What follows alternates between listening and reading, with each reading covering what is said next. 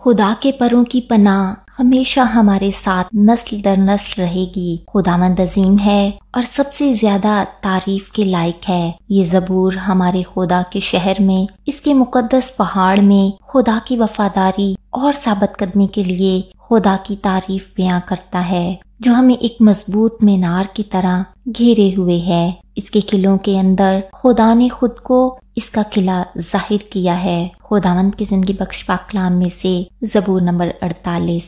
हमारे खुदा के शहर में अपने कोह मुकद्दस पर खुदावंद बुजुर्ग और बेहद सताइश के लायक है। शुमाल की जानिब कोह सयोन, जो बड़े बादशाह का शहर है, वो बुलंदी में खुशनुमा और तमाम जमीन का फख्र है। उसके महलों में खुदा पनाह माना जाता है, क्योंकि देखो बादशाह इकट्ठे हुए, वो मिलकर गुजरे, वो देखकर दंग हो गए, वो घबरा कर भागे। वहाँ कपकपी ने उनको आ दबाया और ऐसे दर्द ने जैसा दर्द सा तो पूर्वी हवा से तरसीस के जहाजों को तोड़ डालता है।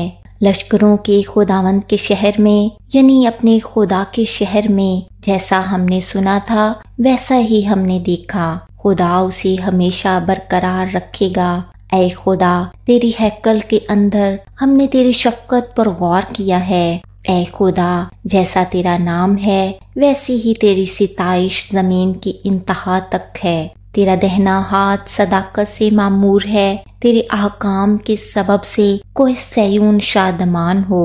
यहूदा की बेटियां खुशी मनाएं, सयून के गिर्द फिरो और उसका तवाफ करो। उसके बुर्जों को गिनो, उसकी शहर पनाह को खूब देख लो, उसके महलों पर गौर करो, ताकि तुम आने वाली नस्ल को उसकी खबर दे सको, क्योंकि यही खुदा अब्दुल आबाद हमारा खुदा है।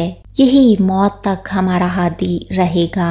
खुदावंद की पाक कलाम के पढ़े, सुने और समझे जाने पे बड़ी बरकत हो। आमीन। God bless you all.